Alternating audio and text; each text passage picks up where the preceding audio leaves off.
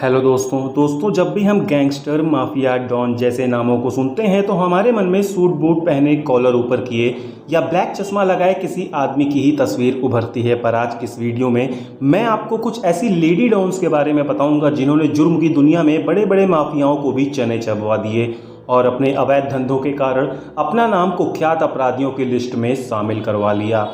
इस लिस्ट में पहले नंबर पर नाम आता है लेडी डॉन जेनाबाई दारूवाली का। अनाज की तस्करी से अपने काम की शुरुआत करने वाली जेनाबाई ने शराब के कारोबार समेत कई धंधों में भी अपनी पैठ जमा ली थी। इसकी हैसियत का अंदाज़ा आप इसी से लगा सकते हैं कि मुंबई के नागपाड़ा में मौजूद इसके घर में अंडरवर्ल्ड के नामी गिरामी करीम लाला और हाजी मस्तान जैसे लोग आया जाया करते थे। इसका गद इतना बढ़ गया था कि हाजी मस्तान इसे आपा कहकर बुलाया करता था।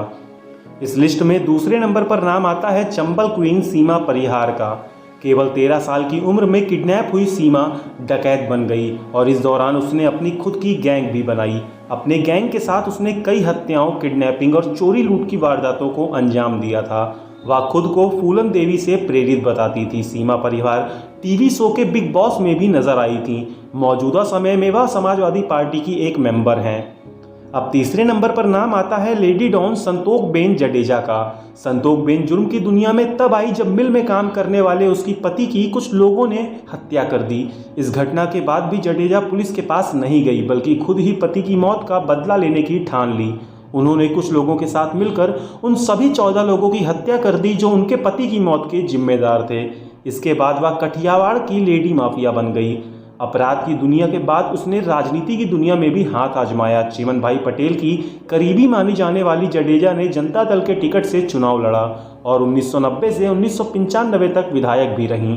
ट्रांसपोर्ट की बिजनेस से लेकर रियल एस्टेट बिजनेस तक हर जगह संतोखबेन की तूती बोलती थी। इस लिस्ट में चौथे नंबर पर नाम आता है हीरोइन उर्फ रुबीना सिराज सैयद का। हीरोइन नाम से जाने जाने वाली रुबीना काम सारे विलन वाले ही थे। कहा जाता है कि रुबीना की पर्सनैलिटी काफ़ी चार्मिंग थी। रुबीना छोटा शकील के गैंग मेंबर्स को जेल के अंदर हथियार, पैसे और खाना सप्लाई किया करती थी। रुबीना का कनेक्शन बड़े लोगों से था जिनकी शागिर्द में वह अपने काले धंधों को अंजाम देती थी। लिस्ट में आखिरी और 5वें नंबर पर नाम आता है सोनू पंजाबन का। करोड़ों की मालकिन सोनू पंजाबन का नाम जुर्म की दुनिया में काफ़ी जाना पहचाना है।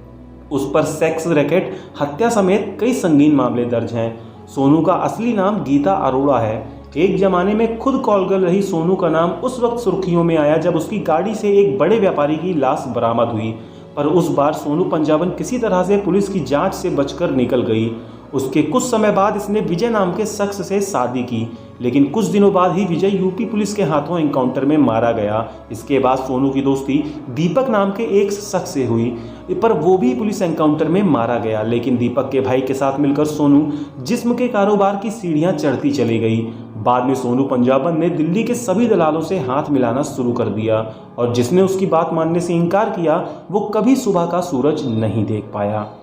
तो दोस्तों ये थी इंडिया की top most wanted lady dons. अगर आपको ये वीडियो पसंद आई हो तो वीडियो को लाइक और शेयर जरूर करें और इस तरह की और वीडियोस के लिए चैनल को सब्सक्राइब करना ना भूलें। तब तक के लिए धन्यवाद।